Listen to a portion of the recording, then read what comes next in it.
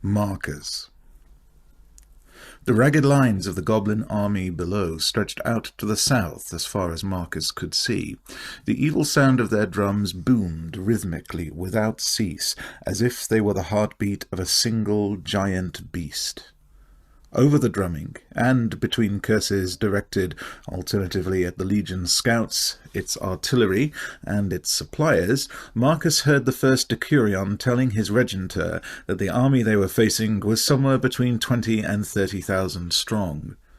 Marcus tried to find some relief in the grizzled old cavalryman's apparent lack of concern at the Legion being outnumbered 5-1, and focused on his assigned task of counting the number of wolf riders on the enemy's right wing.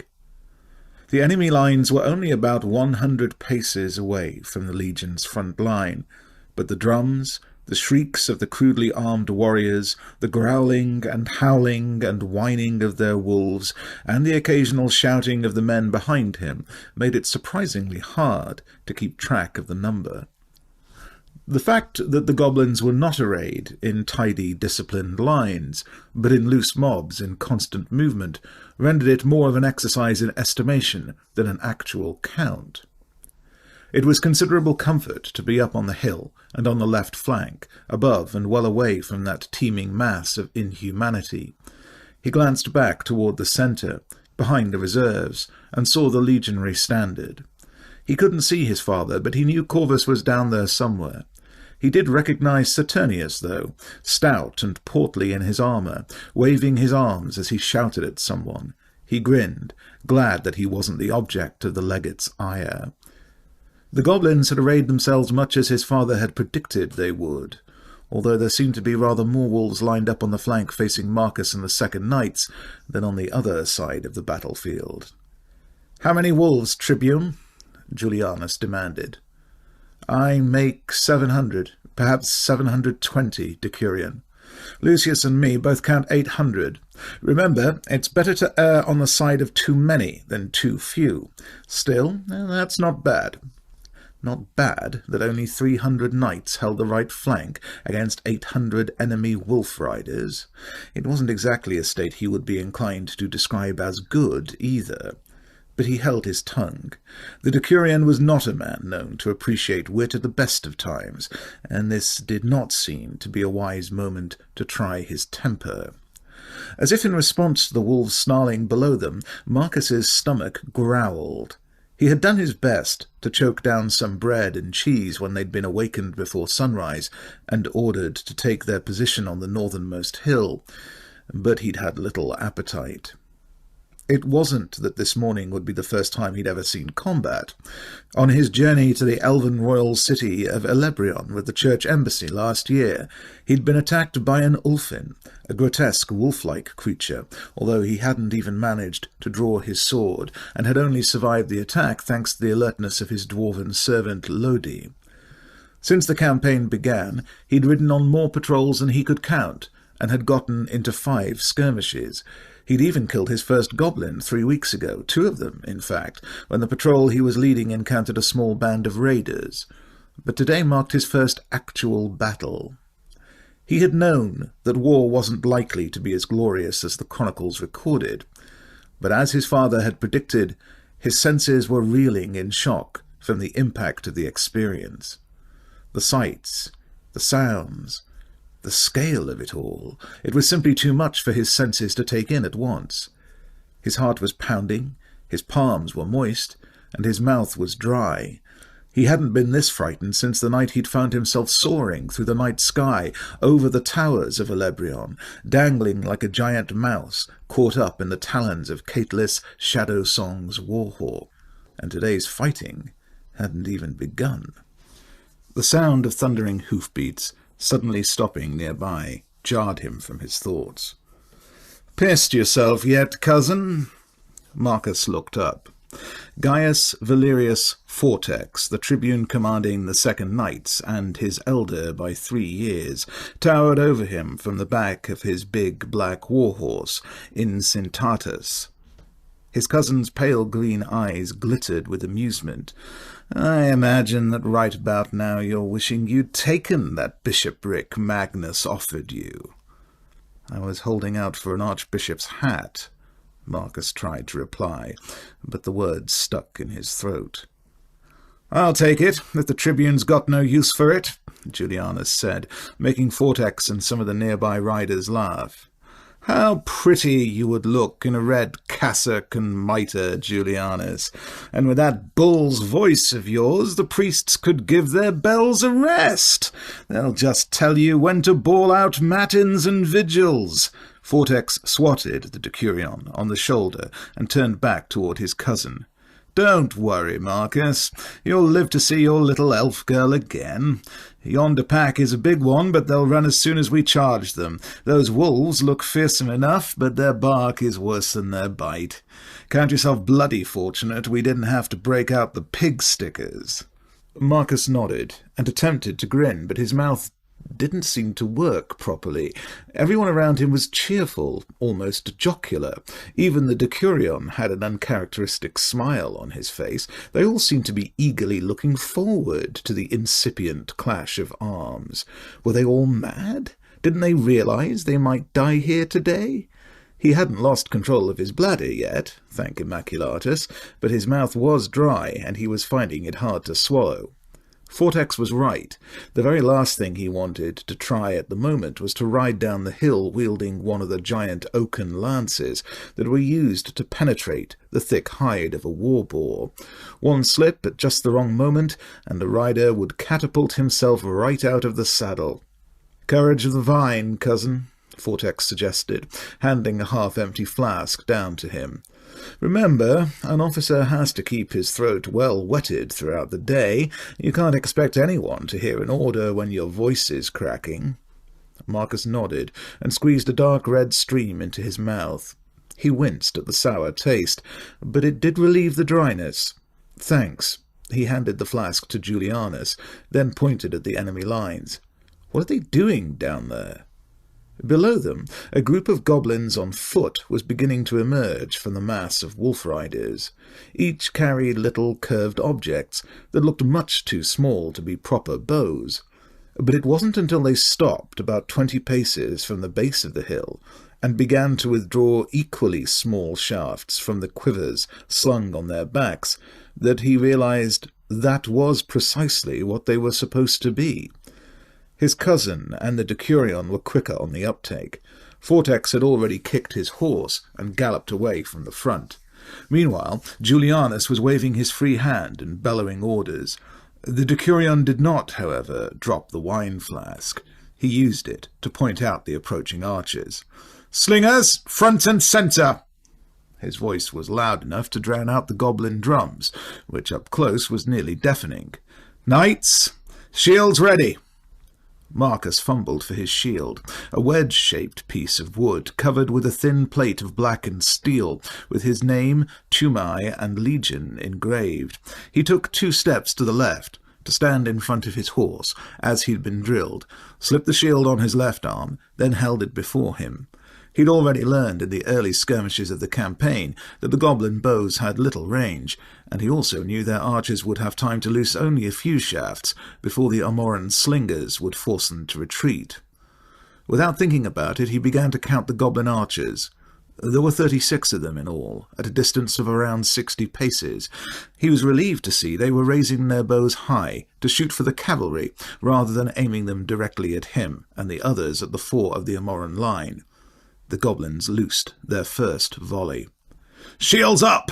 Julianus roared. "Shields up, damn it!" Marcus raised his shield, and a moment later he heard a loud clattering sound behind him as the arrows began falling on the upraised shields of the knights, followed by the terrible, gut-wrenching shriek of a wounded horse screaming. While their riders' shields guarded their vulnerable eyes and their saddles protected their backs, the horses' naked haunches were still exposed to the falling arrows. A few moments passed, and his arm began to ache, but another round of clattering rain quickly quenched any desire to lower his shield.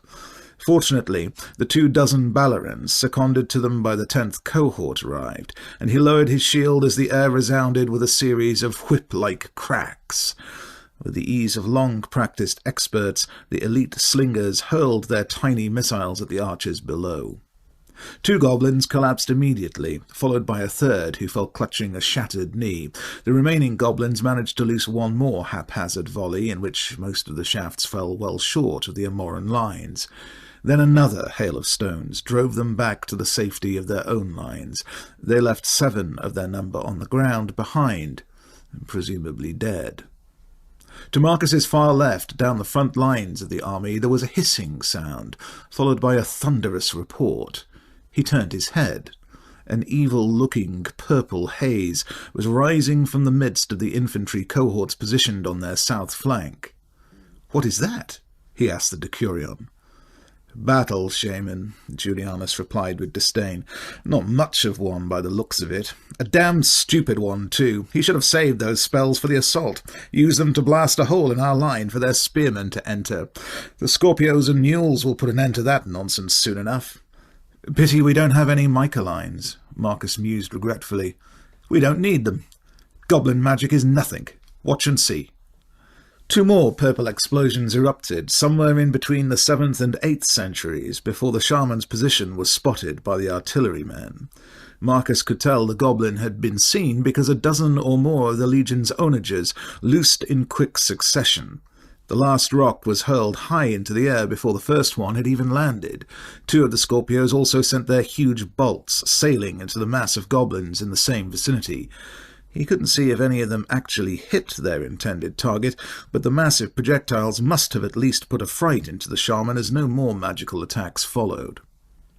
Time passed, and the sun rose higher. Based on its height, Marcus guessed it was about an hour before noon. The air was heating up, and the last patches of frost had vanished some time ago. The steam was no longer rising from the horses, and he was beginning to feel the first sense of perspiration under his arms. The cohorts chanted, the goblins shrieked, and the wolves howled. Finally, after another shaman caused a great purple cloud to explode high over everyone's heads, the goblin infantry moved forward to engage its Amoran counterpart. Then the air was filled with the clashing of metal on metal and the cries of the combatants. But that was all to Marcus's left. He glanced back to the standard, and this time he saw the yellow plume of his father's helmet bobbing amidst a group of centurions' helms, though he couldn't see what Corvus was doing. Somehow, seeing it helped ease the tension in his guts a little. The wolf riders before Marcus were still doing nothing more than mill about, snapping and snarling to little purpose. From time to time, a goblin would ride out from the lines, gesticulating and screaming at Marcus's men, but to no avail. "What are they doing?" he asked the decurion. "They're trying to draw us off the hill," Julianus answered. "They don't dare to come up to meet us, for fear we'll charge them while they're climbing the slope. The archers didn't bring us down to them, so now they're trying insults. It might work better if we could understand anything they were saying. Or if we gave a damn what they thought of us." Julianus grinned and pointed to movement at the front of the Wolf Riders' lines. "No one said they were clever. Look, they're going to try the archers again. Slings, get your useless Ballaran asses up here!" Once more the goblin archers advanced and loosed a pair of volleys, to little effect. Once more the legion's slingers rained stones down upon them before they could manage a third volley.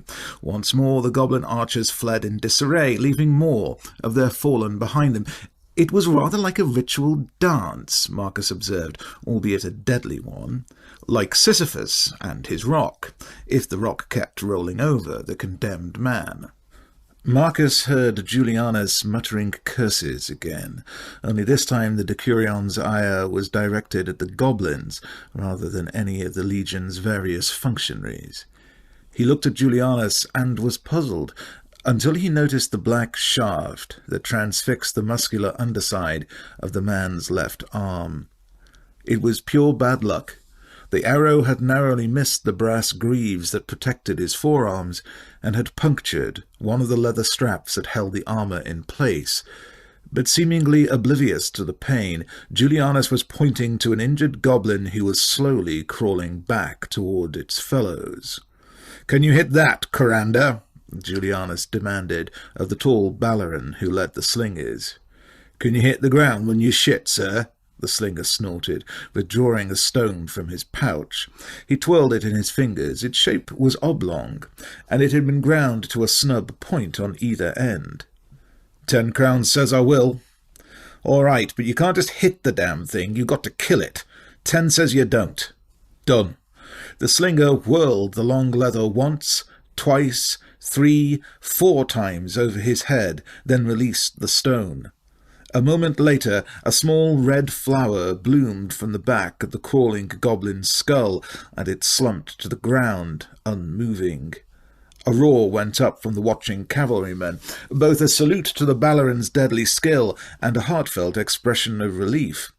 They might have to stand here all afternoon sweating under the increasingly hot rays of the sun, but at least they would not have to endure goblin arrows as well. "Double or nothing for the big one and the black wolf," Julianus said. "I'll leave him for you, Decurion," the Balleran replied, smiling. "That pelt would look well on your shoulders, but I'll want my 10 crowns later, so try not to get yourself killed today." "Lucky bastard," the Decurion growled at the slinger's back, but then his lips curled slightly, and the men around him cheered raucously. Marcus suddenly suspected that Julianus had made the bet in order to distract them from his wound. Although Legio 17 was well salted with veteran officers like Julianus and his fellow Decurions, it was still a new and untested legion, and most of the knights in the second were as green as Marcus was. "Decurion, your arm." Lucius, the regenteur, reached over and grabbed Julianus's wrist. Blood was flowing down to the older man's elbow in 3 narrow rivulets and dripping down to stain the grass near his feet. "You had better get that removed and cleaned. God knows what sort of swamp shit was smeared on the arrowhead."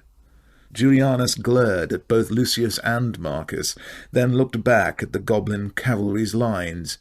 Despite the infantry battle raging to the south, the Wolf Riders still showed no signs of budging. Reluctantly he shrugged. "Well, it seems they've got no belly to come at us today. Don't either of you think of being a hero and going after them. You heard the legate's orders. We hold the flank and hold the hill. You do not attack unless they actually start riding up the hill. All of them. Not just 1 or 2 mad buggers. Are you clear on that, Tribune Valerius?"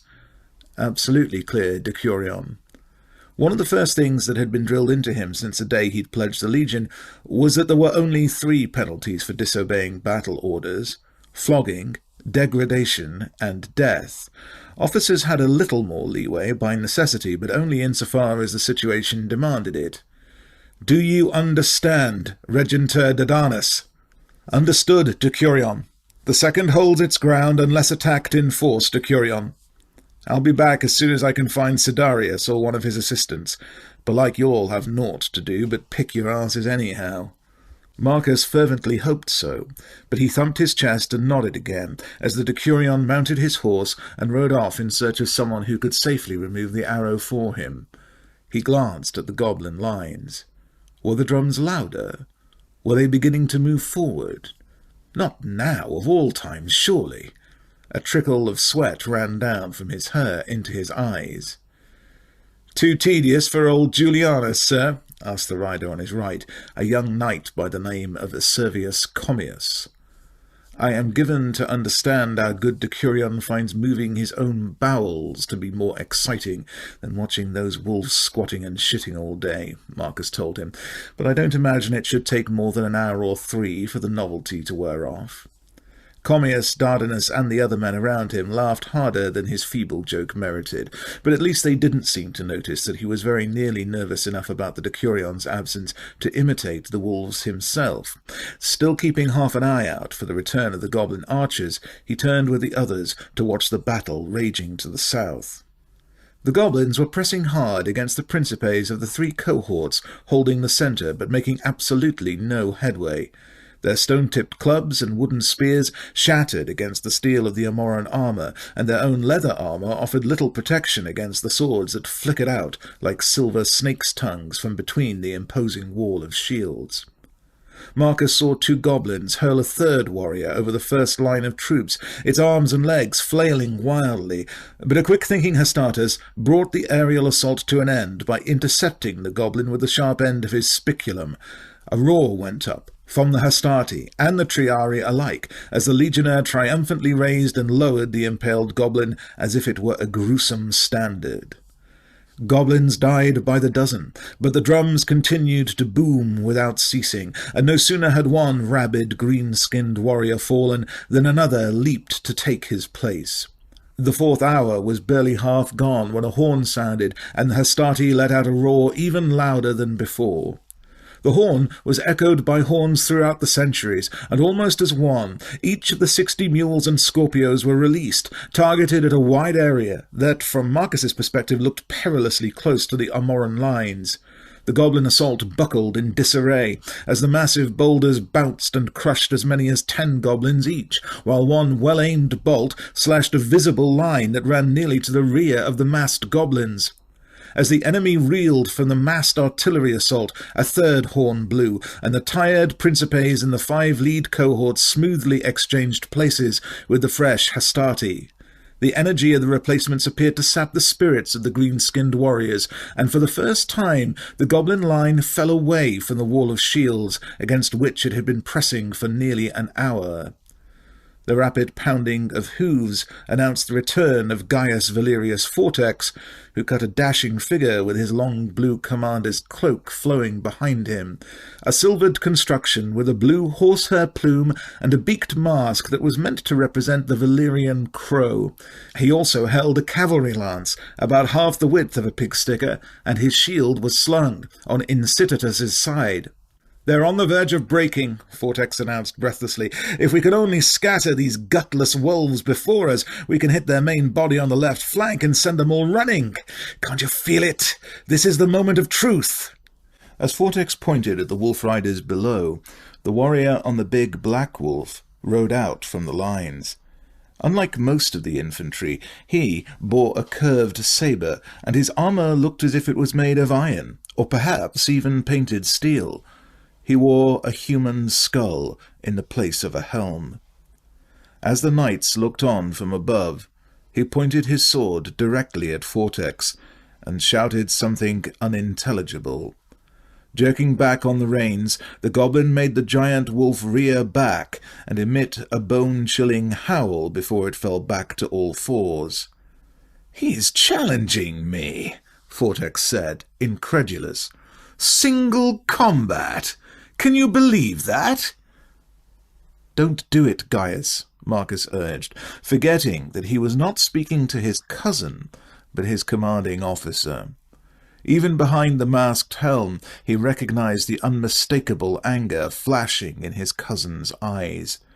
Gaius Valerius had always been hot-tempered, and regarded a dare as a personal insult to his courage and his honour. Even Dardanus saw it. "Sir, our orders are to hold the hill until they attack. No single combat," they said. "Damn our orders! They're going to break. I know it. This is the moment." "Gaius, you can't." "Shut up, Marcus. What the hell do you know about war? It's your first bloody battle. This is the right time. I can feel it. We have to strike now." His cousin looked around. "Where's Julianus?" "He took an arrow in the arm, had to get it bandaged." "But Gaius, how long—" "No, there's no time. We can rout them right here if we hit them hard enough. Marcus, you're the tribune. You have the command in my absence. Lucius Dardanus, you second him. If he kills me, you simply hold the hill as before. But if I kill him, and they look like running, then you sound the charge. Everything clear? That's an order." "But Gaius, I said that's an order, Tribune!" his cousin roared. "Sir," Marcus and the regenteur answered in instant unison, thumping their blackened steel breastplates. He and Vortex might both be tribunes, but his cousin outranked him, and as his superior officer his orders could not be ignored. Saturnius said, "I know what Saturnius said, and I know it's your first bloody battle, too. Now shut up. The knights are yours." Marcus watched in despair as Vortex reared his horse violently and raised his lance in acceptance of the challenge, provoking an enthusiastic cheer from the nearby knights. "Almighty God, you watch over children and fools, so please save my idiot cousin from himself." Marcus saw the goblin below raise his sword in a salute, then urge his wolf forward to a position about 30 paces from the bottom of the hill.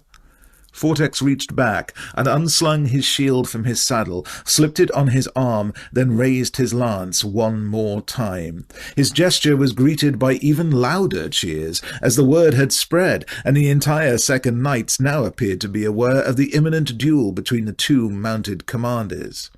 "Vortex! Vortex! Vortex!" The knights began to chant as Vortex kicked the big black warhorse forward and plunged down the hill toward the waiting wolf rider. The chant rose to a wordless roar as the horse and rider closed with the mounted goblin. The wolf crouched and sprang to the side at the last possible moment.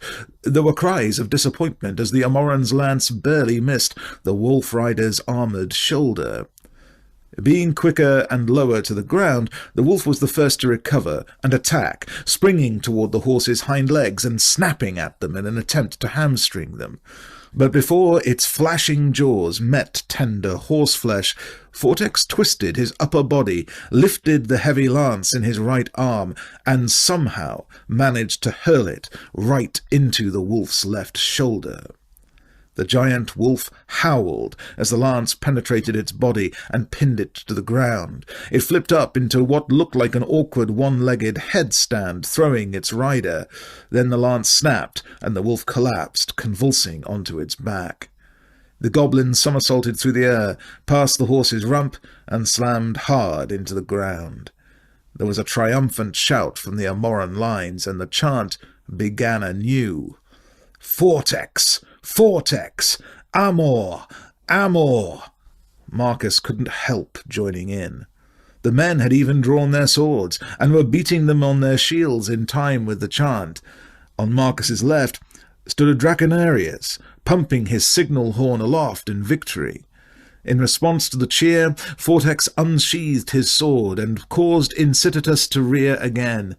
His stunned foe had pushed itself to its feet unsteadily, but both its sword and shield were lying on the ground well out of its reach.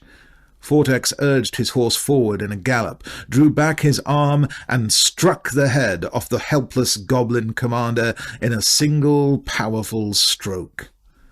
The skull helmet flew off with the force of the blow, and for a moment it looked as if his cousin had slain a two-headed monster.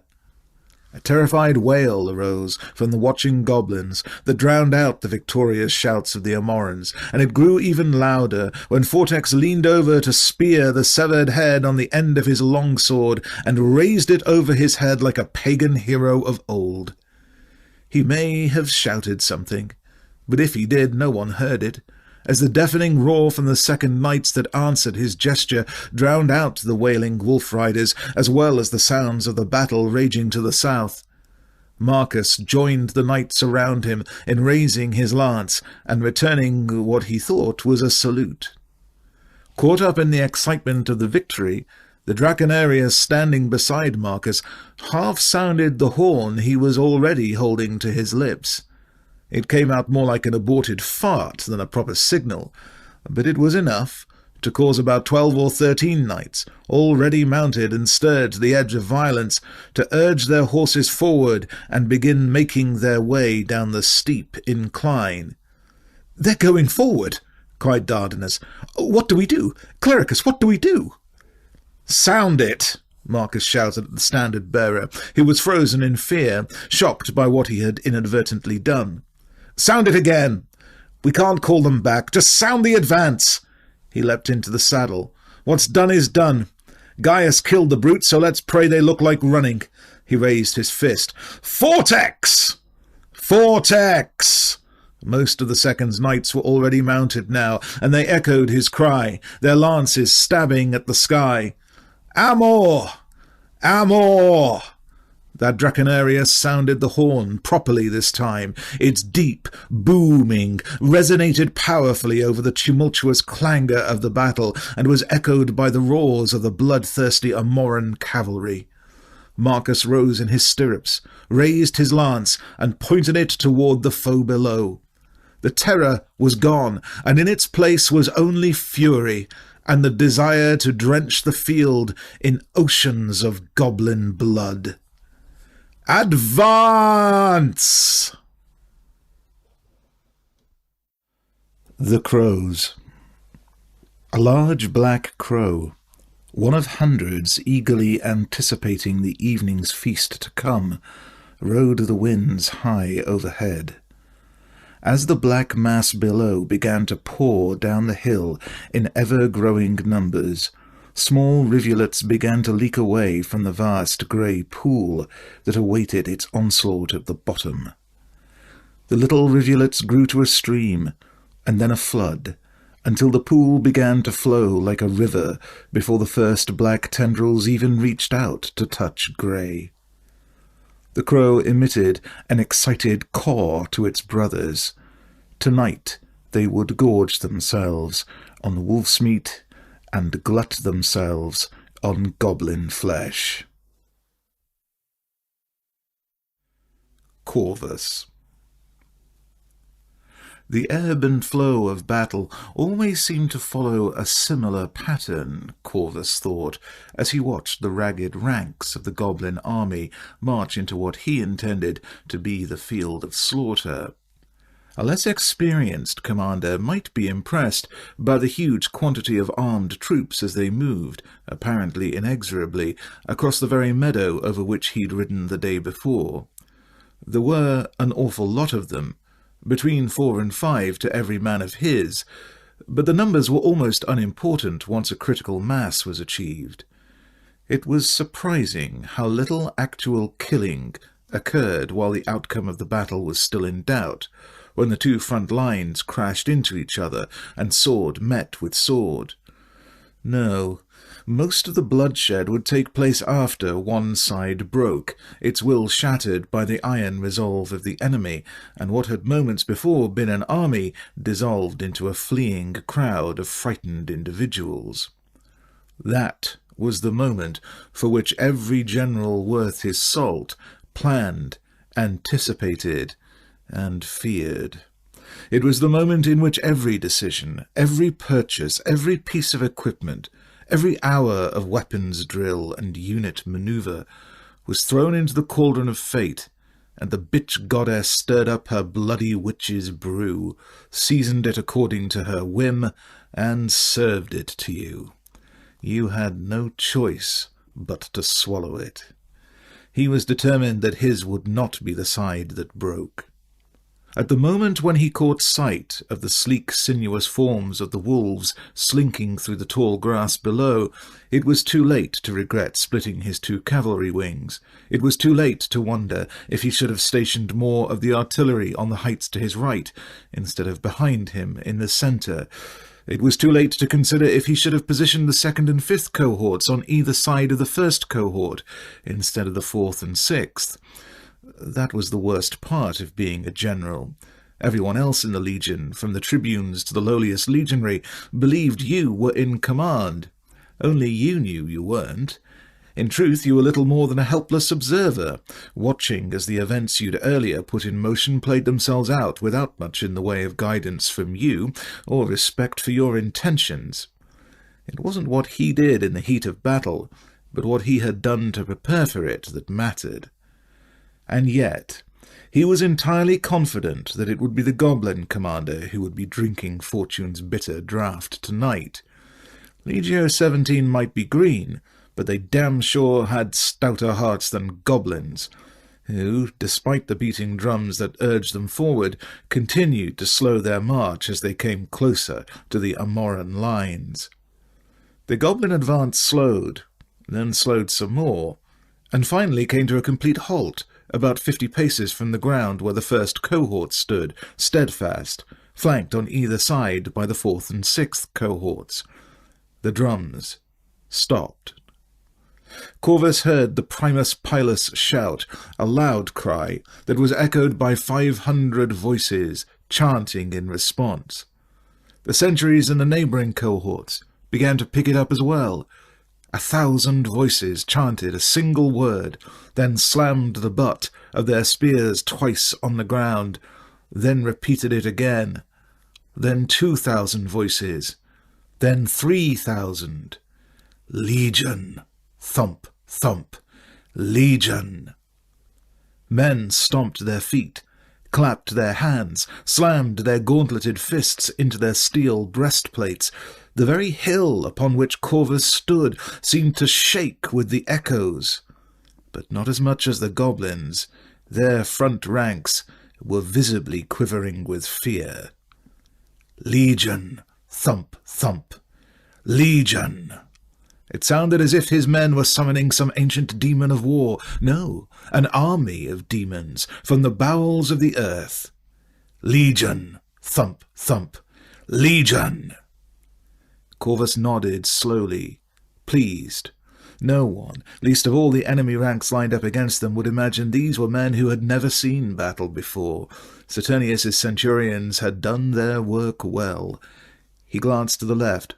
As expected, the goblin commander had divided his wolves between the two flanks, and their right wing looked no more eager to rush forward into the teeth of the infantry, fortifying the thin line of horse, than their foot was to come to grips with the cohorts in the centre.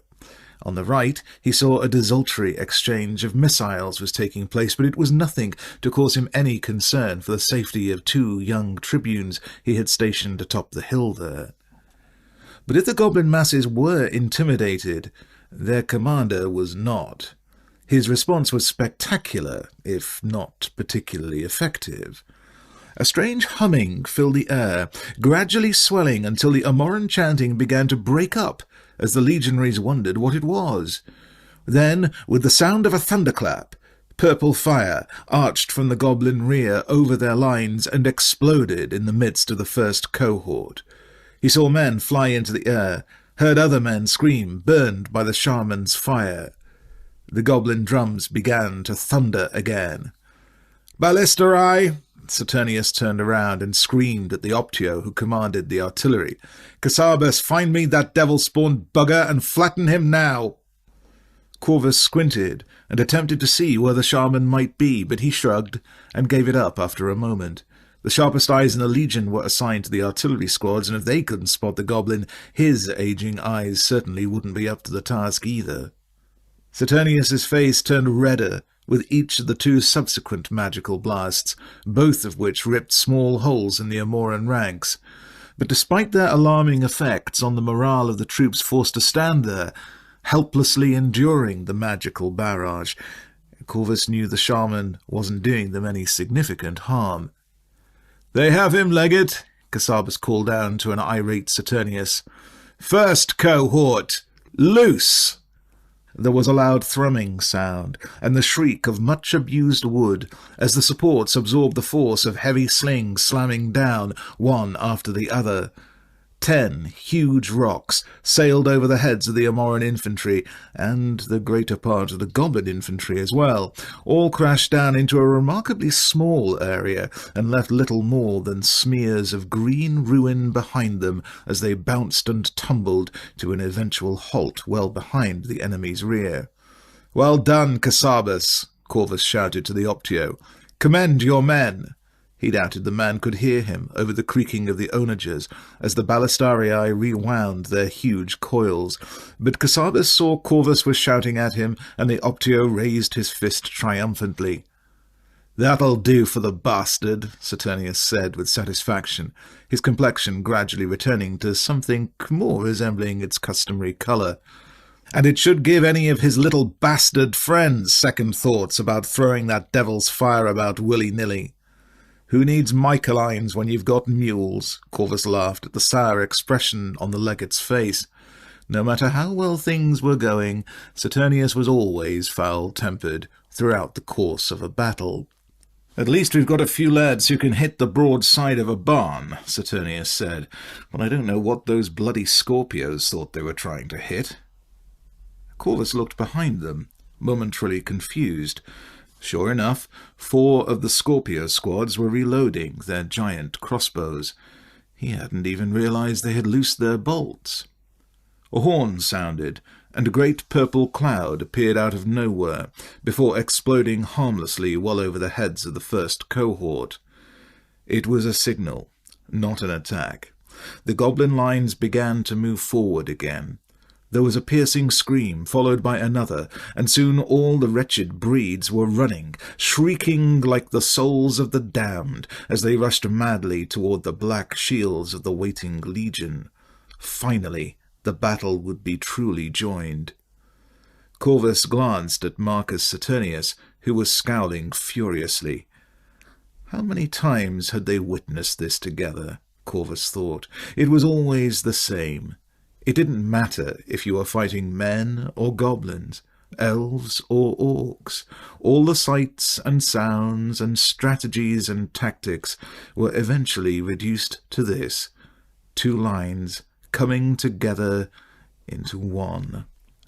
Without any signal from either of them, as if the onrushing goblins had crossed some invisible line, a roar went up from the centurions, and a murderous flock of flying serpents leapt into the air from the first two Amoran ranks as the sentries hurled their spears. The goblins fought with courage, but man for man they were much weaker than the legionaries. Their weapons were seldom able to pierce the Amoran armour, and their own armour couldn't withstand the forged steel of the legionary blades and spearheads. And whereas a wounded goblin was prone to be crushed under the feet of his comrades as they pressed forward, a wounded legionary was quickly extracted by the men behind him and assisted, or carried if need be, to the medici positioned to the left of the reserve cohorts. Corvus saw Saturnius looking pensive as the pressing goblins fell back momentarily, following an extraordinary but ultimately futile effort that had seen several men in the front ranks fall, including a centurion from the 6th cohort, at the cost of more than 100 goblins. Saturnius whispered thoughtfully to himself, then abruptly turned and said something to his Draconarius, who blew 4 rapid notes in a signal that was acknowledged in ragged succession by the sentries fighting below. After the last horn sounded, the ballistarii launched their missiles en masse, just over the helmets of their own troops, and into the enemy's front lines. The 3 embattled cohorts used the resulting disarray among the goblins to rotate their first 3 lines of troops back and exchange them with the 3 lines that had been waiting, more or less patiently, for their own turn at the bloody mill. "Nicely done," Corvus complimented his subordinate. "They might have been on the parade ground." "They'd damn well better have gotten it right," Saturnius growled. "I didn't spend 4 months standing over them making them practice every day, rain or shine, for my own health, and those 2 sentries from the bloody 6 still tried to go right instead of left. I'll have their centurion's guts to lace my sandals tomorrow." Corvus smiled. Things were going well indeed if Saturnius was cursing his troops instead of the enemy, and unless he missed his guess, the sentry that bumbled its withdrawal had lost its centurion only moments before. Considering that this was their first battle, and they had just lost their officer, the sentry from the 6th were doing well to have merely muffed a rotation. That was the ultimate tribute any unit could pay its commander, to maintain its discipline, even in his absence. Another hour or 2, perhaps 3 more rotations, and the goblins would wear themselves out.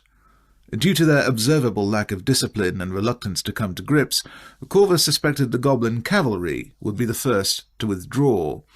They would use their superior speed to run away rather than screen the infantry's retreat as they should. Then the rear ranks of the infantry would begin to melt away, until the front ones, realizing they were being abandoned, would take fright, throw down their arms, and try to flee. And then the slaughter would begin. Lightly armoured as they were, the goblin foot would easily outpace the cohorts, but they would be cut down from behind by the fresh lances and long swords of the cavalry riding in from the flanks. It was a pity about the woods being so near, as the trees would prevent the cavalry from continuing the killing until night fell, but he guessed they would be able to cut down at least 2,000 across the full length of the field. The left flank was still quiet, but the right was suddenly in an uproar over something. The cavalry were shouting and waving their spears in the air. Some had even mounted their horses, but Corvus couldn't see what the excitement was about. "Castita merda!" Saturnius swore. He sounded genuinely distressed. "Oh, you stupid, stupid Sopio!" Corvus had to step sideways to see around the crest of Aulus Crescentius's helm, which was blocking his view. What he saw filled him with horror. At the base of the hill, alone and facing the entire goblin left flank, was a mounted tribune, resplendent in a blue captain's cloak. He held his sword, or perhaps it was a mace, aloft, and behind him lay sprawled the dead bodies of a large dark-furred wolf and its rider. The Amoran cavalry he commanded was chanting his name. "Vortex! Vortex! Vortex! By all the gods, Gaius Valerius, what have you done?" He exchanged a look with Saturnius. The legate's face was nearly as ashen as it had been suffused with scarlet before. Around them, the officers of the legion's command staff fell entirely silent. They, too, had seen the tribune's triumph. "I'm sorry, Sextus Valerius," Saturnius said. His old friend came closer to him and placed a hand upon his shoulder. "I can't tell you how sorry I am." Corvus nodded, maintaining his composure, even though the urge to ride down the hill himself and throttle his vainglorious fool of a nephew was so strong it made his hands shake. As a horn sounded from his right flank, and the knights of the second began to advance down the hill, he deliberately turned his back on them and returned his attention to the infantry, still fighting hard below. What would happen, would happen. It was all in God's hands. There was simply nothing he could do about it now. Vortex. The exultation of the kill faded, and Vortex knew a moment's stark terror after he raised aloft the wolf rider's severed head. Only a bare handful of knights responded to his signal. No trumpet sounded, no advance ensued. All he could hear were the bestial shrieks of the goblins and the howls of the wolves not 50 paces behind him. It was his helm, he realized too late. With the silvered steel covering most of his mouth, no one could possibly have heard his cry from the summit of the hill, and if the damned gobos charged now, he'd have no hope of escape. Even a horse as fast and powerful as Incitatus would not be able to climb a hill that steep without being pulled down from behind. "Damn it, Marcus!" He cursed his cousin's cowardice.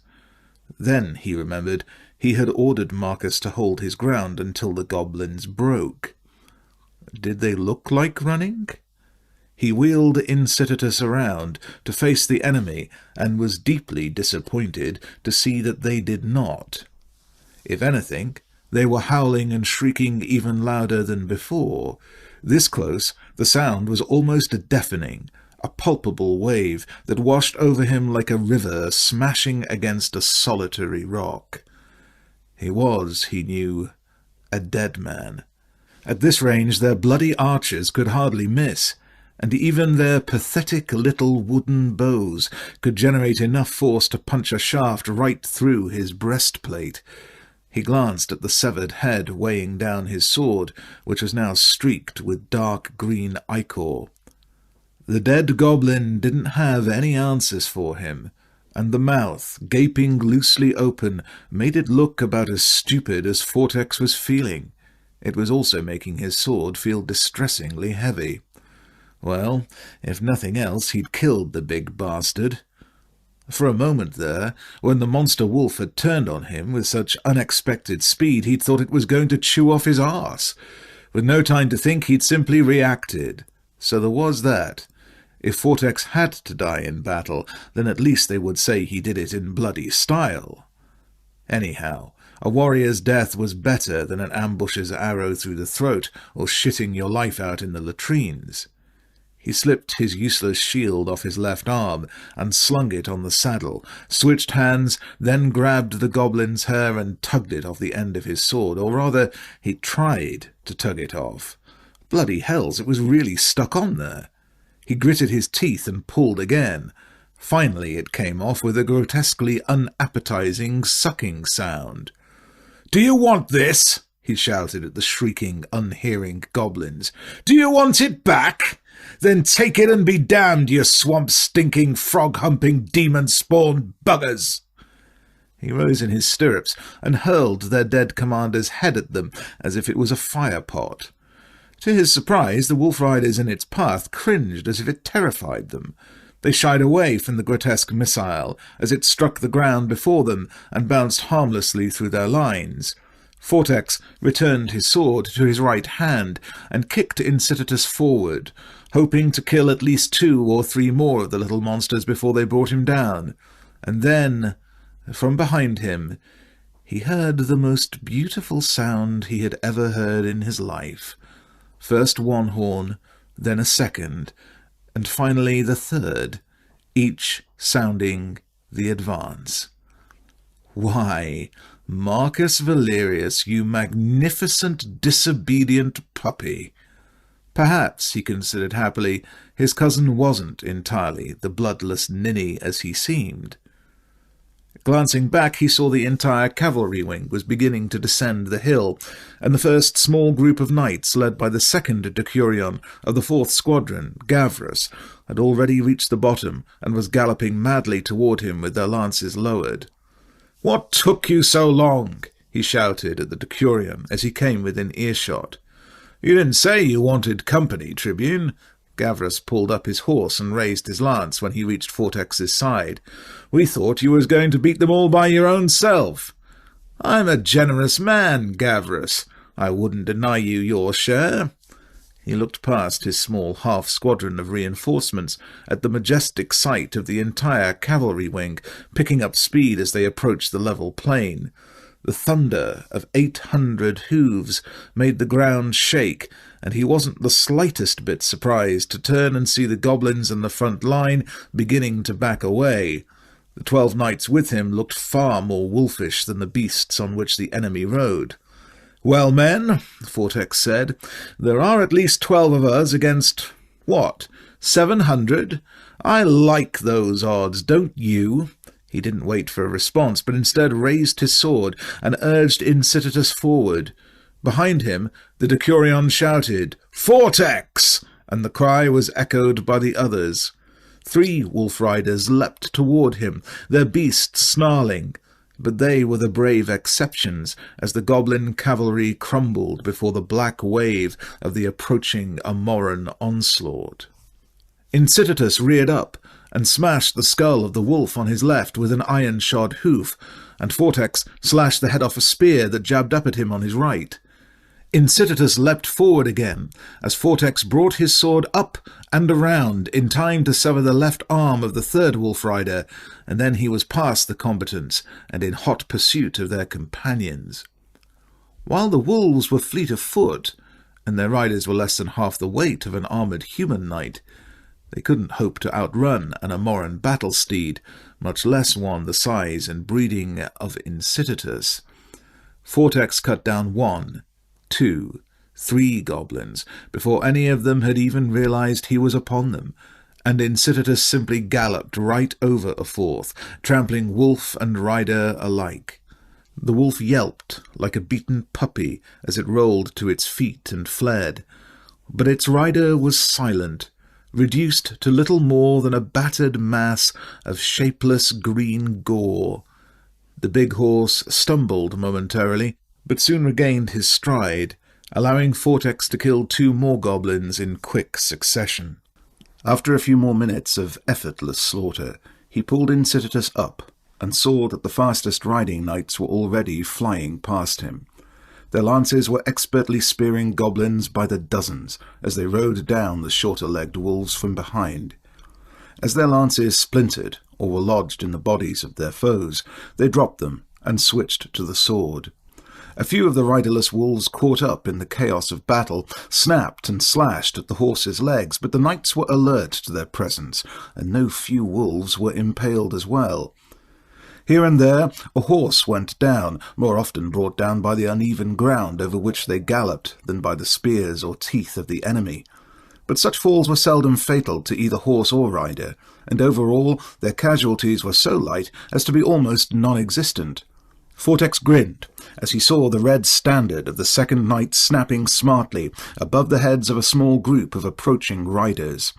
The Draconarius held the flag proudly aloft in both hands, defended on one side by a Decurion of the 3rd Squadron and by his cousin on the other.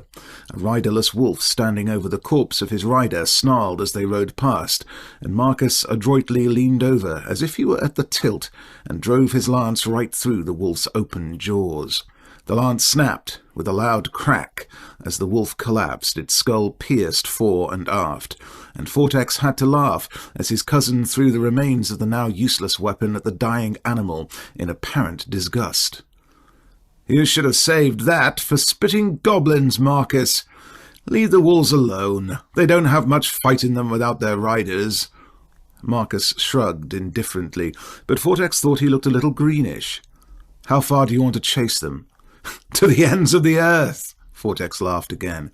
He felt like a veritable god of war.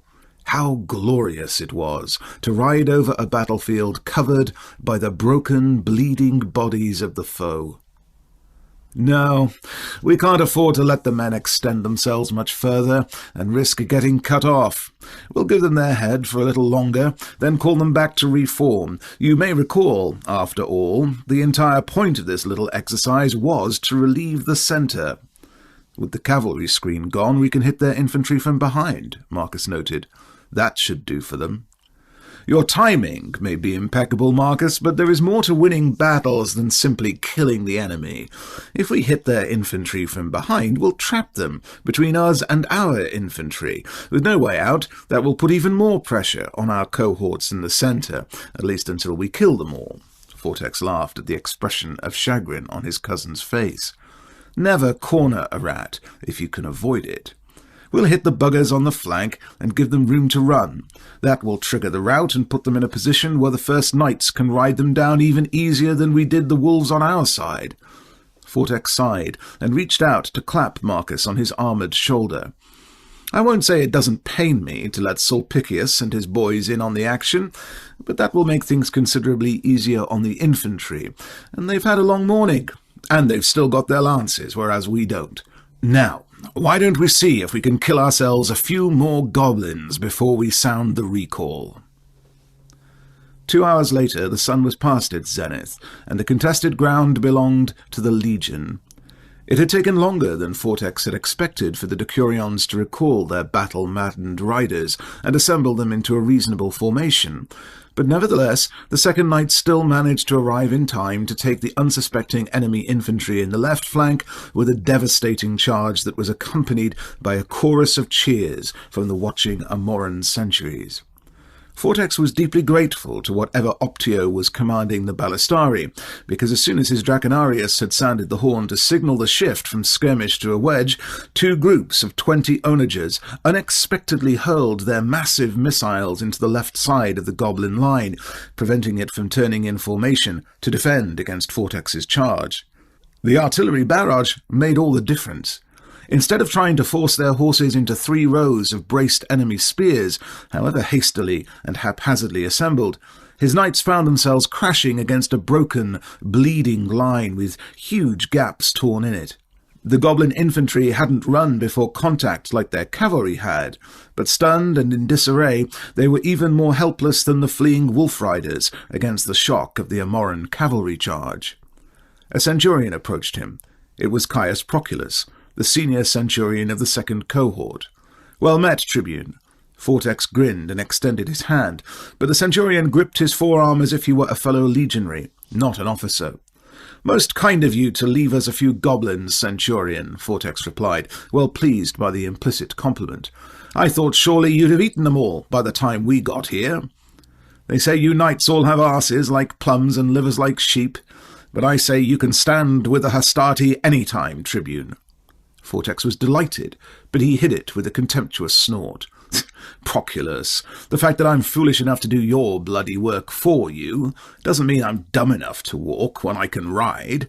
Tell you what, though, you buy yourself a mule when we get back to Burdicum, and I'll make you a Decurion." The the centurion barked with laughter and saluted. "By the bones, Tribune, don't tempt me.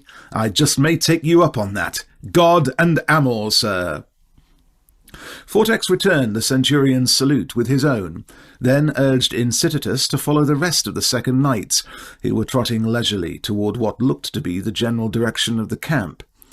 He was desperately hungry, and now that the rush of battle fury had faded, the disgusting smell of the goblin blood in which he had all but bathed was beginning to make him feel faint. He mused upon the centurion's salute as they rode. God and Amor. He didn't see that the Immaculate had had much to do with the charnel house of this battlefield. When he looked down at the stinking blood and gore splattered across his arm, chest and leg, it was, in fact, hard to imagine anything less immaculate. He wasn't even sure what Amor had to do with it either, come to think of it. Had there ever been a goblin tribe known to march on the great city? Marcus would know, he supposed, but to be honest, he couldn't care less. Victory in battle was its own reward, and a man no more needed to justify war than he needed to justify wine. The camp was in sight when he saw a tribune and a centurion riding toward him. It was Crescentius, the latter Clavius, easily recognizable by the broad white strip at the bottom of his red tribune's cape. He didn't know the centurion's name, although he seemed to recall the man was with the 7th cohort. They were probably coming to fetch him on behalf of the legate, Fortex concluded. He wasn't surprised that Saturnius would want to honour him in some way, although the infantry hadn't been in nearly enough danger to justify anything like the grass crown. Wouldn't that have been something, though? Magnus would have been fair to burst with pride. Caught up in his idle daydreaming, Fortex nearly fell off Incitatus at the first words out of Crescentius's mouth. They were, in fact, very close to the last thing he could have possibly imagined under the circumstances. "Gaius Valerius Fortex, you will accompany us now. Give the centurion your sword.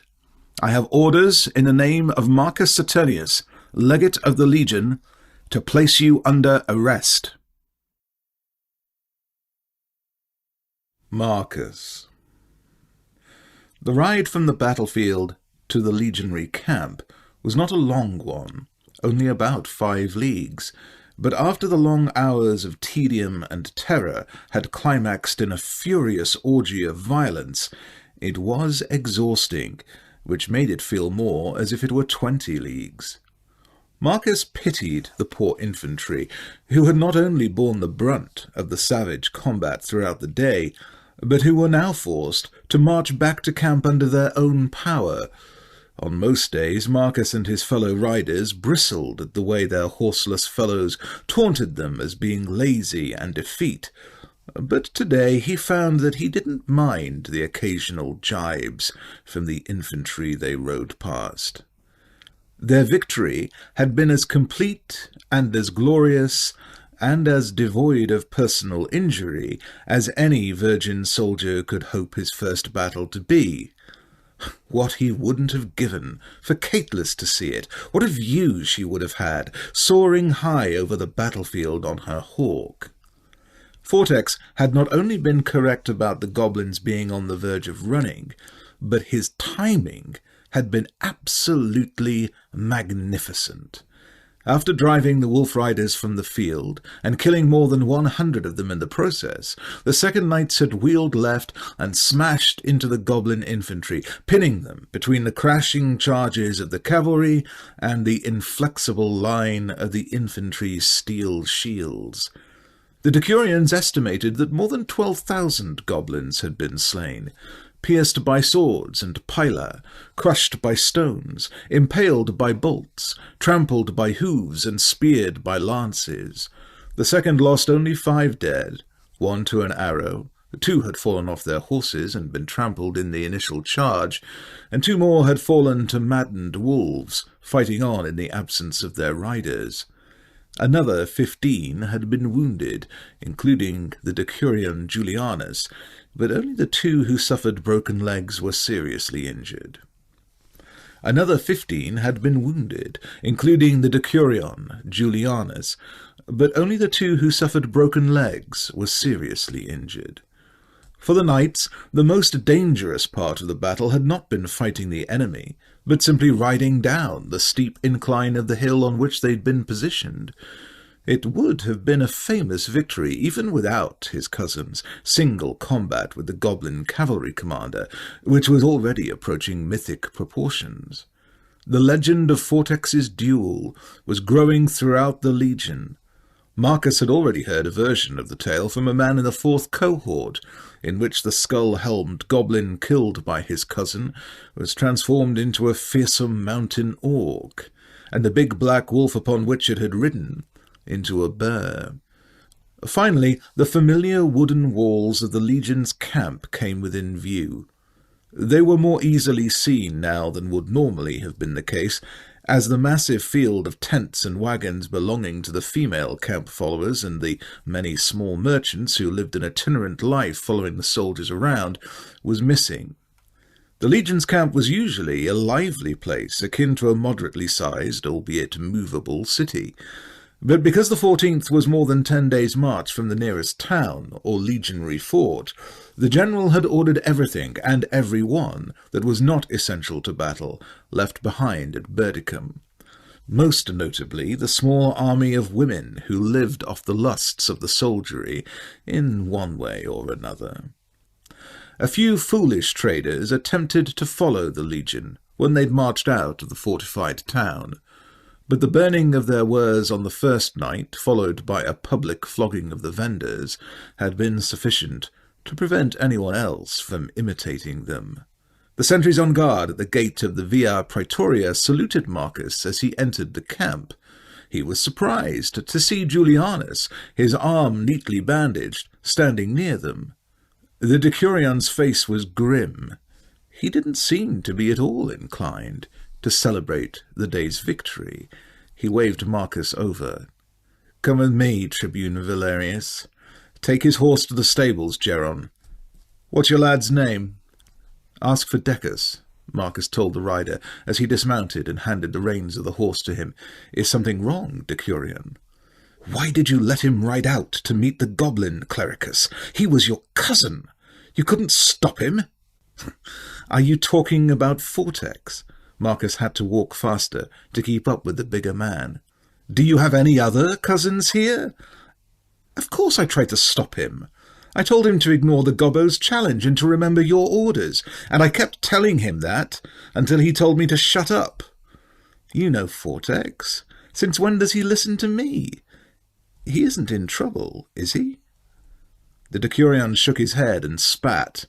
"Worry about your own arse, Clericus.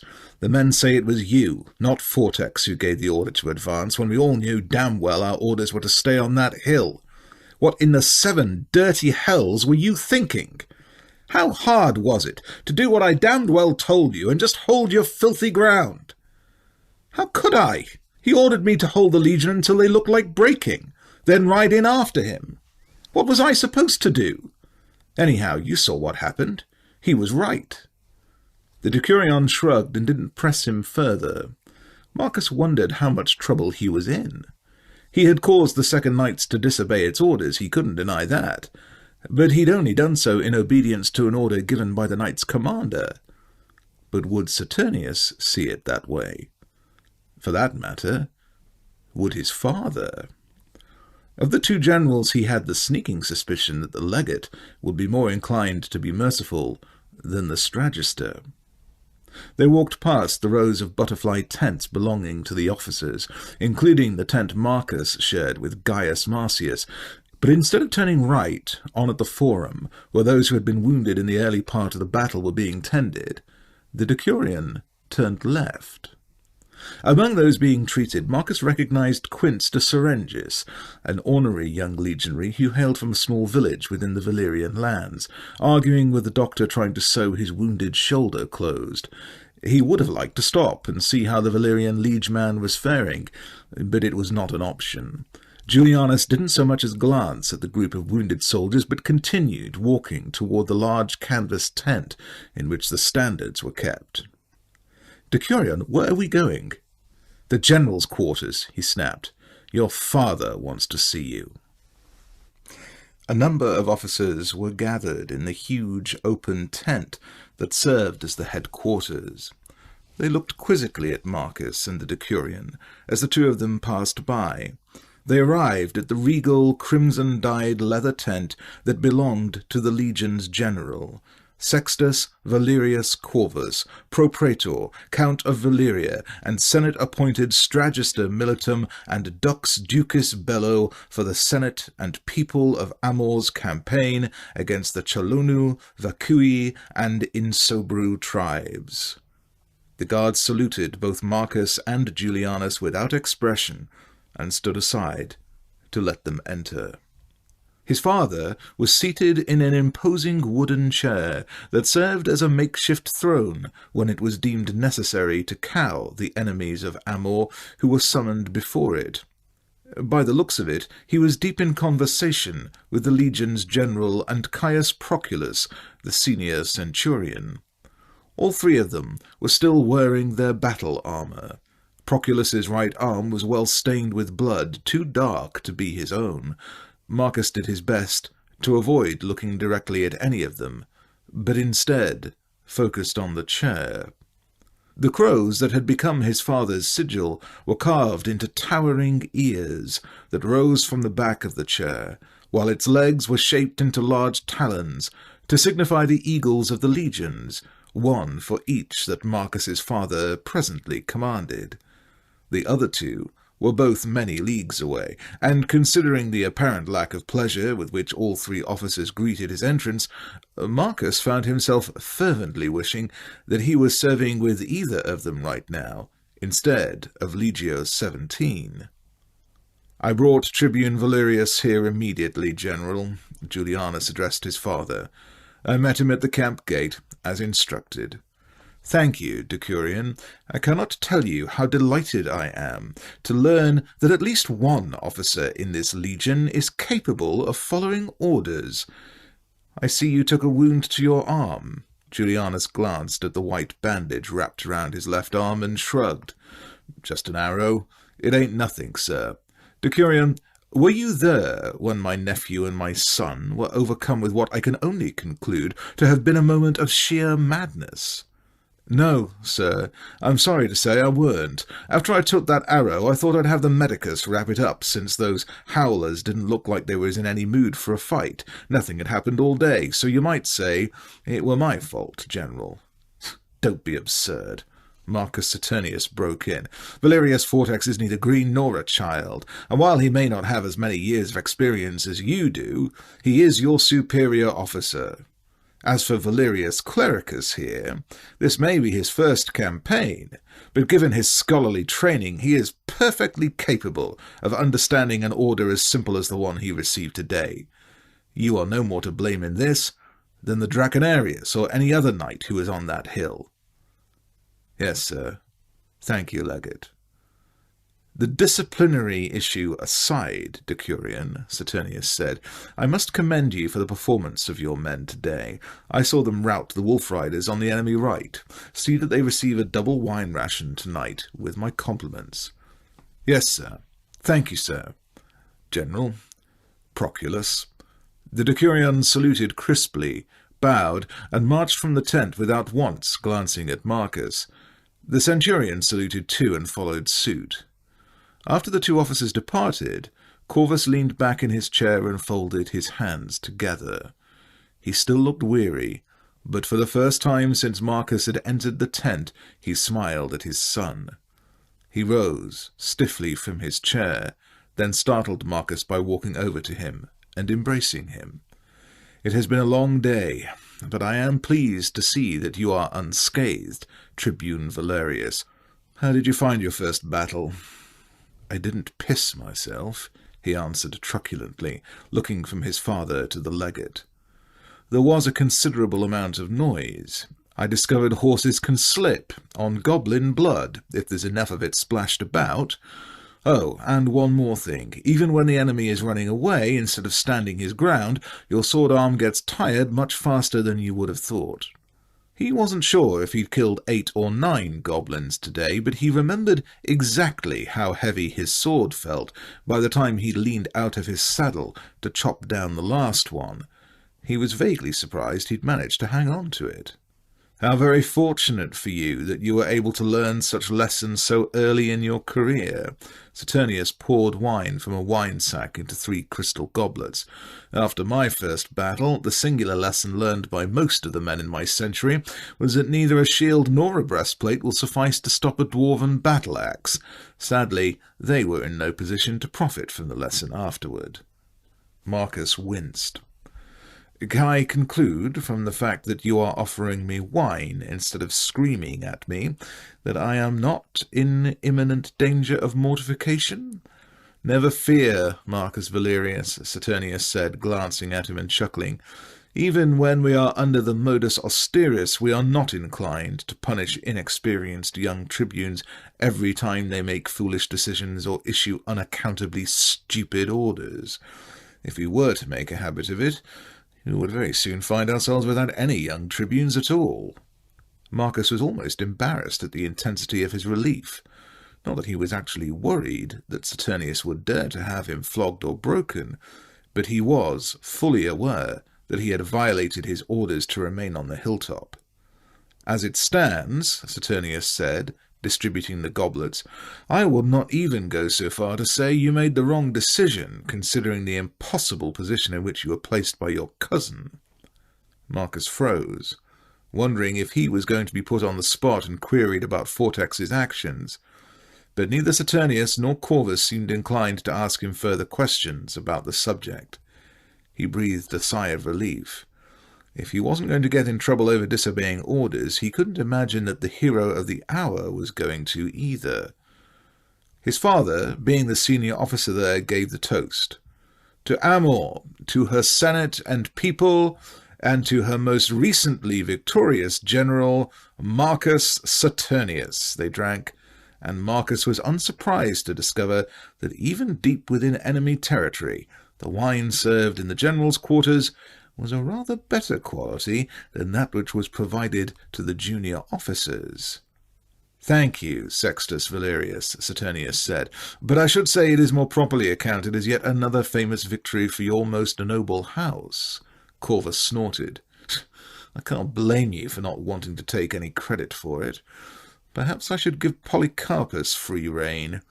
I have little doubt that anyone who takes the sort of liberties with the truth that that poet does would soon have this shabby little affair numbered among the most valiant triumphs our scribes have ever recorded.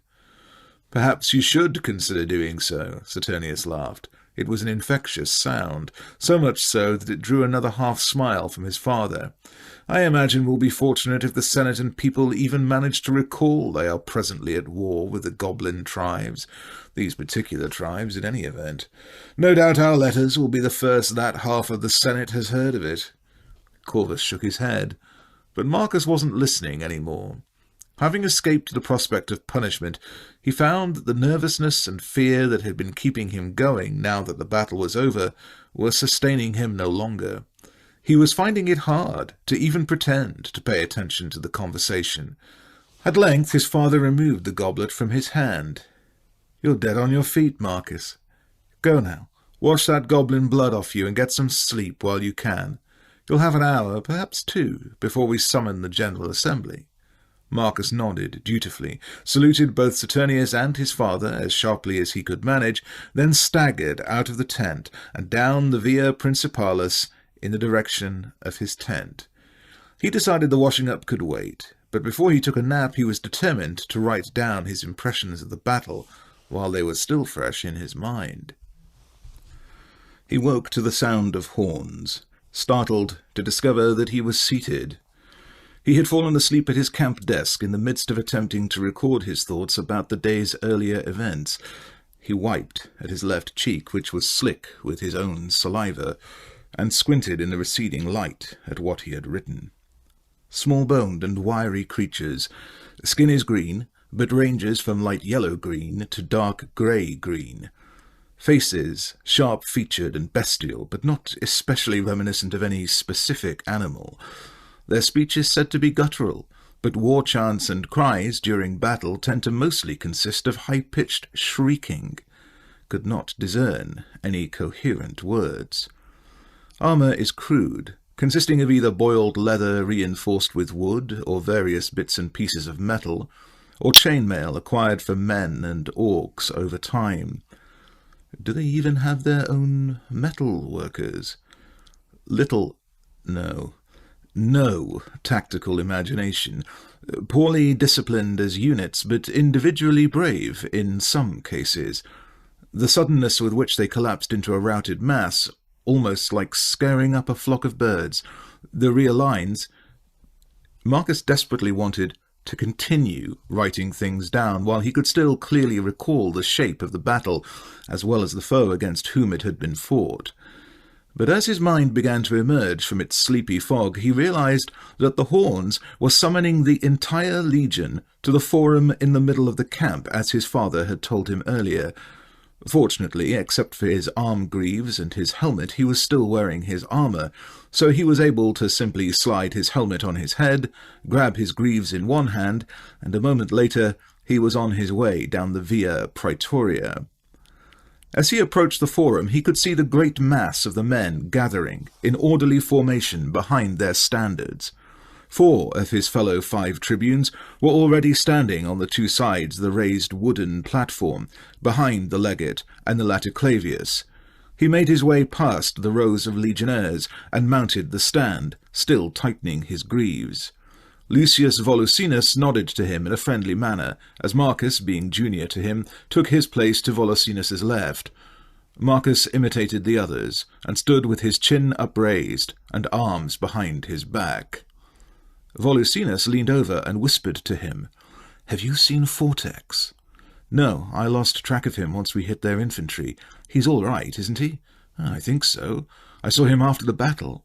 Did he really kill the goblin commander?" "Yes, it was the commander of the cavalry on their left, though, not the war leader." "Oh.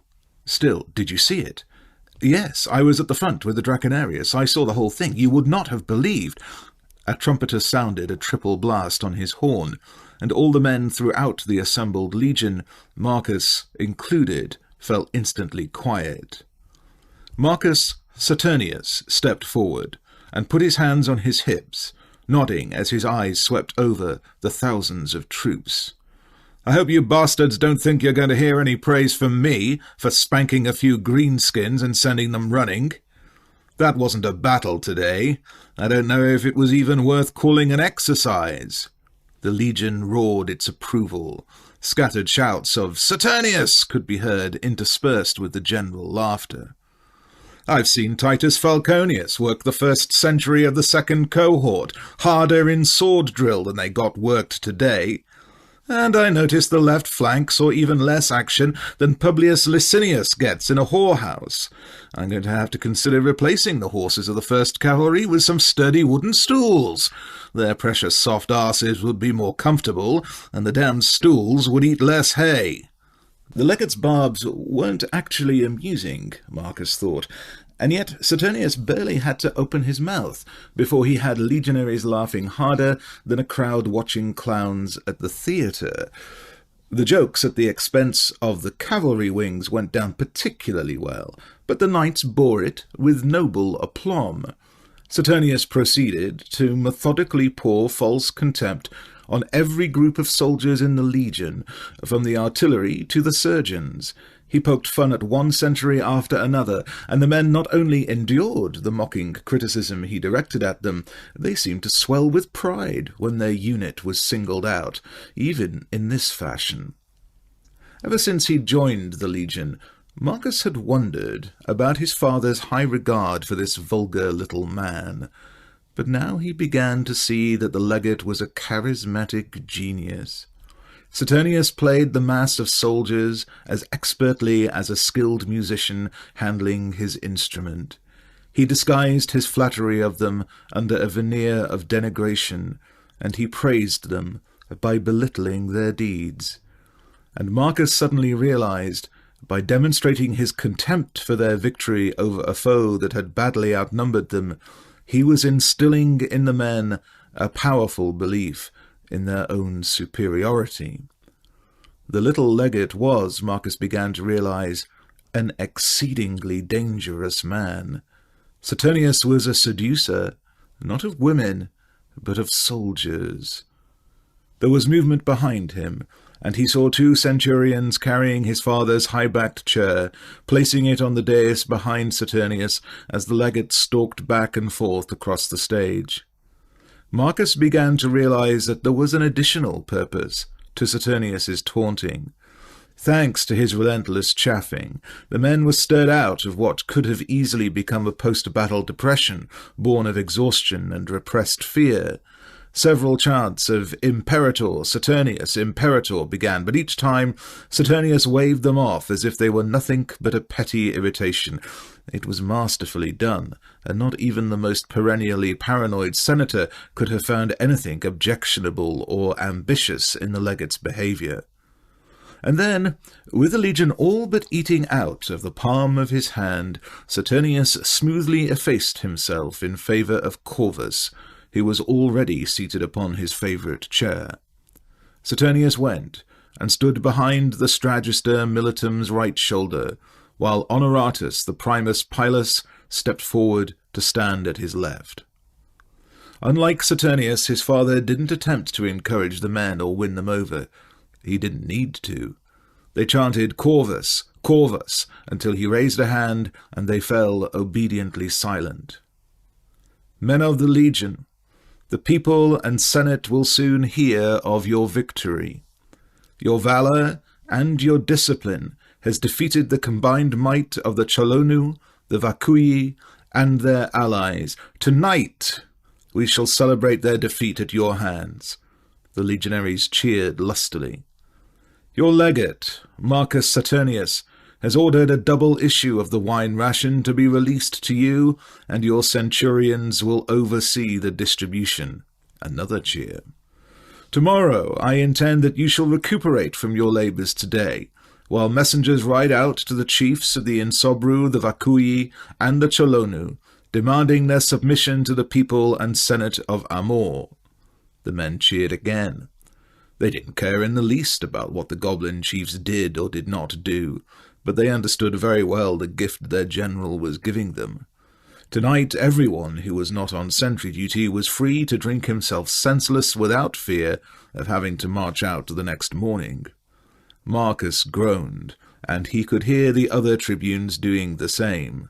Without a female army of camp followers nearby to distract the men, there would be an ungodly number of fights tonight.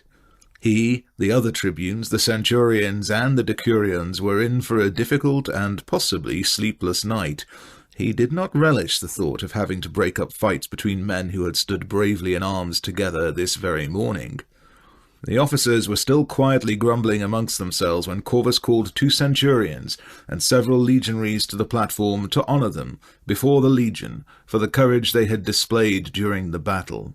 Marcus paid little attention, except to cheer at the appropriate moments. He wondered if Fortex would be honoured for his bravery, or punished for his recklessness. Probably both, if he knew his father. He wasn't sure which his father treasured more, courage or discipline, and God knew his cousin had as much of the former as he lacked the latter. But surely the rout of the enemy's left wing would count in Fortex's favour. The Legion's centre hadn't been in any danger of collapsing under the goblin pressure, but the cavalry charge against the goblin infantry's left flank had broken it much sooner than it would have otherwise, and without a doubt saved more than a few lives among the stalwart cohorts stationed in the middle. The Legion cheered for each man singled out for praise, but they were particularly pleased when Gnaeus Sextius Biolus was presented with a Vetus and raised to the rank of centurion. Biolus, a short, balding man who looked to be nearing his 30s, shook the vine staff warningly at his former fellows, and the platform trembled with the men's good-natured jeering it provoked. Marcus was disappointed to see the Balaran slingers who had driven off the archers from the 2nd Cavalry were not honoured, but 3 ballistarii were presented with medals marked with the image of Saint Michael, the patron saint of those who warred against magic.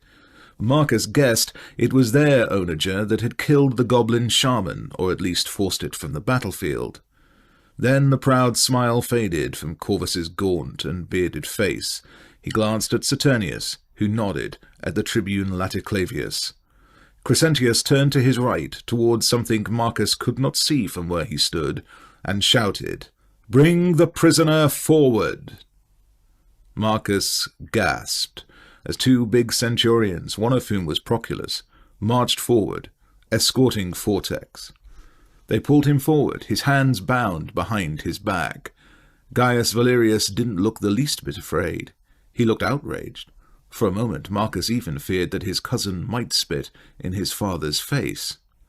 The entire legion was shocked into silence. A moment later the murmurs and whispers began.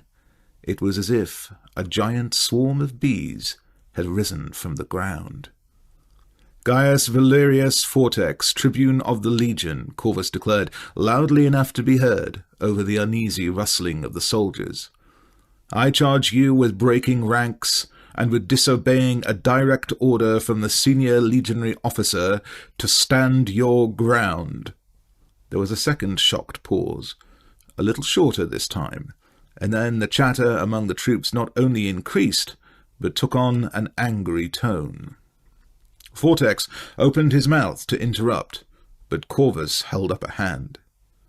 "After conferring with the legate of the Legion and several of the senior decurions, I have decided that you had sufficient reason to set aside your initial orders. Events on the battlefield change rapidly, and orders that make sense before battle is joined may at times become less than relevant once the enemy is engaged. The Senate and people expect a tribune to exercise his own judgment in these matters on the basis of his training and experience. In this case, your judgment was correct. It was your decisive action that permitted the Second Knights to break the enemy cavalry and come to the assistance of our centre. Therefore, I have determined that the charges of breaking ranks and disobedience will be withdrawn." Marcus breathed a sigh of relief. A few sporadic and tentative cheers rose from the assembly.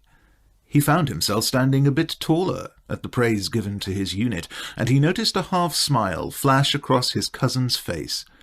It rapidly disappeared as Gaius Valerius assumed the stoic but confident attitude of one expecting to be praised, which was perhaps why he was unable to hide his reaction to Corvus's next words.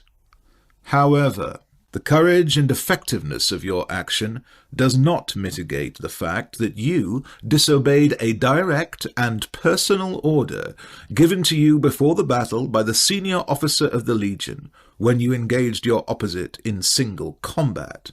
Nor does it alter the fact that you chose to disobey that order at a time when the Legion was deep inside enemy territory, in danger, and under extraordinary martial discipline."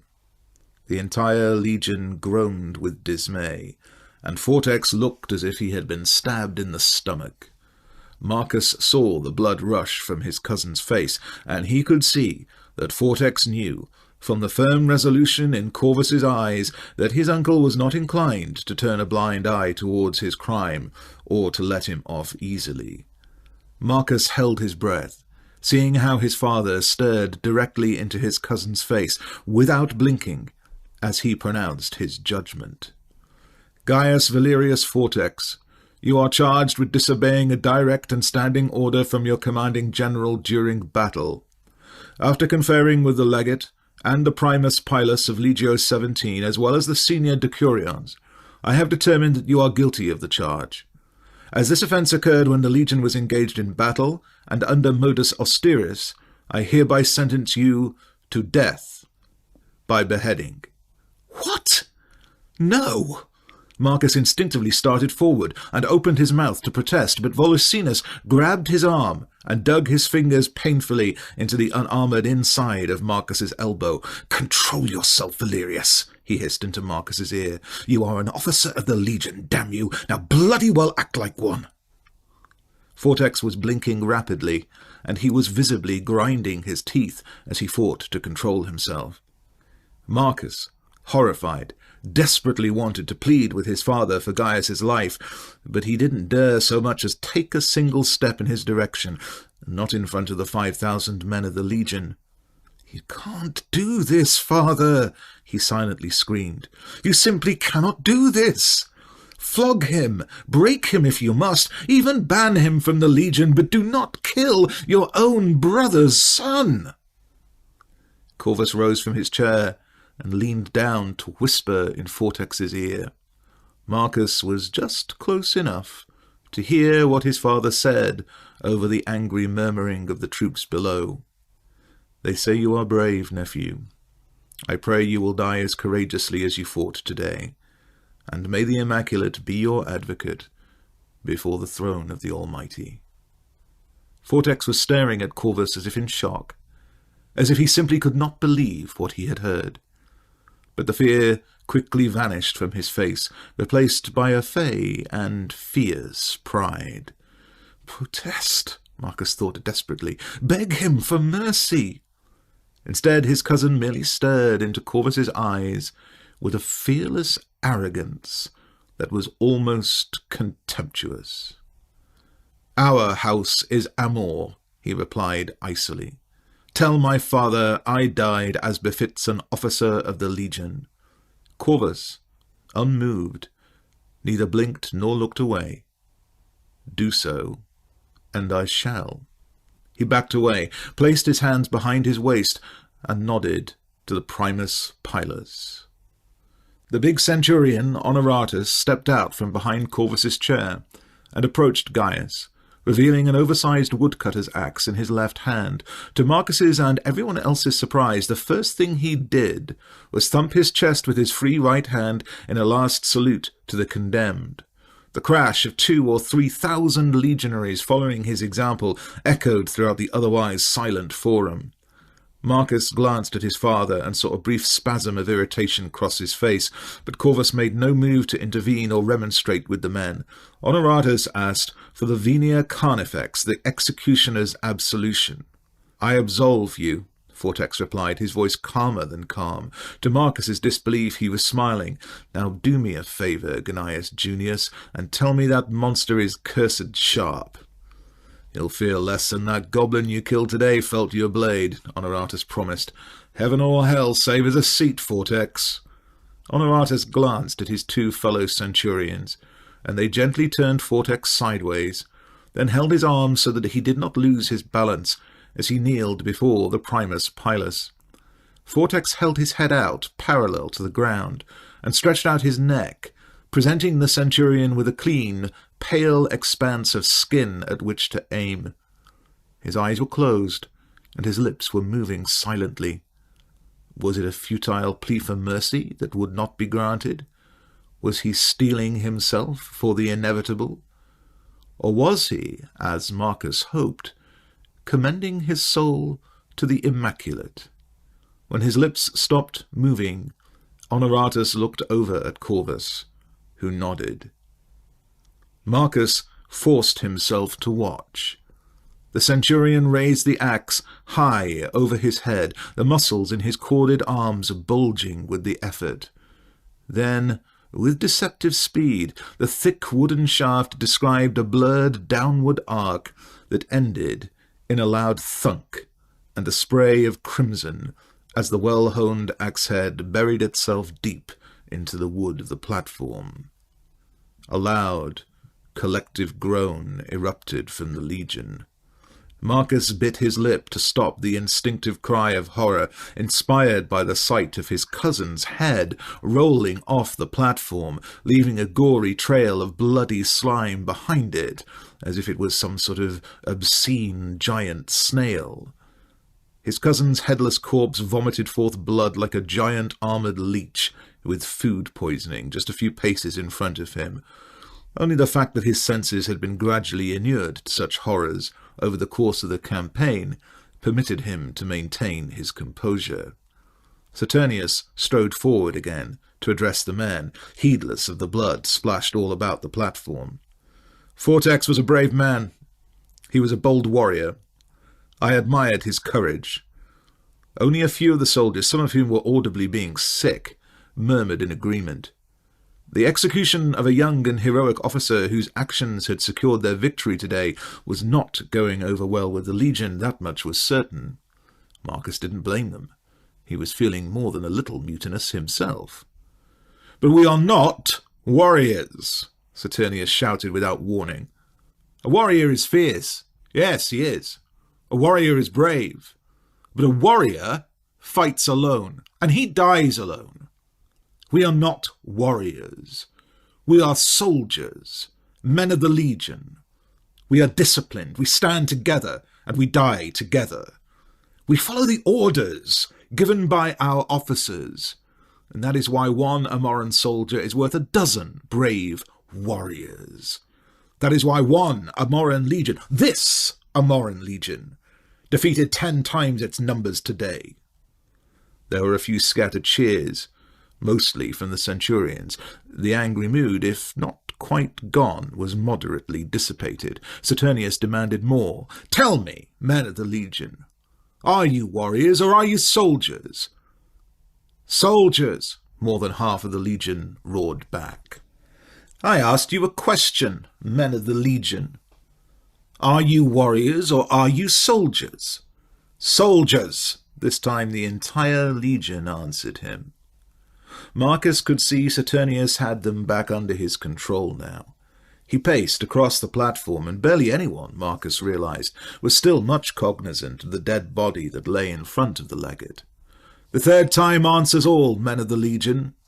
Are you warriors or are you soldiers?" "Soldiers!"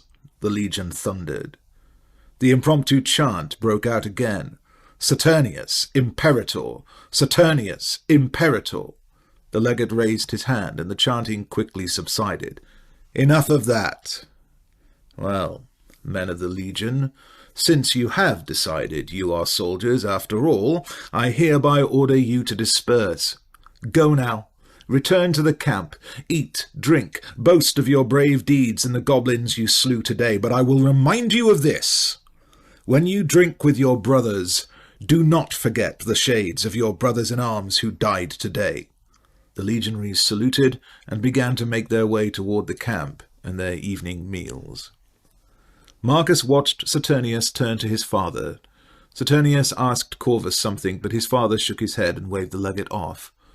Marcus wondered if he should go to Corvus too, but something inside him rebelled at the notion. Corvus might be his father, but he was also the Stragister Militum, and the Legion's youngest tribune suddenly realized he wanted nothing whatsoever to do with his senior officer at the moment. Lucius Volusinus clapped Marcus on the back. "We'd better get something to eat before the fights begin, and I don't know about you, but I could use a flagon of wine. I don't suppose we get double rations too, do we?" Marcus did his best to smile at the other officer. He appreciated how the tribune was trying to distract him. He cleared his throat. "I'd be glad to share one with you, Volusinus." But as he stepped down from the platform and followed the other tribune toward the camp gates and the Via Praetoria, he couldn't help looking back at his father. Corvus was seated on his wooden chair, staring impassively off into a distant horizon in the direction of the setting sun. 2 soldiers knelt in front of him, removing the blood-stained armor from his nephew's body. Marcus turned away, shaken to the depths of his soul. He had looked up to his cousin for as long as he could remember. He hadn't been as close to Fortex as he was to Sextus, who was of an age with him, but he had grown up with Fortex, and had always envied his confidence and easy smile. How was it possible that such a fiery spirit could be gone from the world? How was it possible that it could be snuffed out in mere seconds? He could feel the tears begin to fill his eyes. How could his father have done such a terrible thing? To order the death of 10,000 goblins was one thing, but the execution of his own nephew? It was unthinkable. And then Marcus thought of his uncle, of Magnus, and a chill of pure fear ran down his spine. Our house is Amor, father, yes. But what will happen to Amor if your iron honor has broken House Valerius in 2?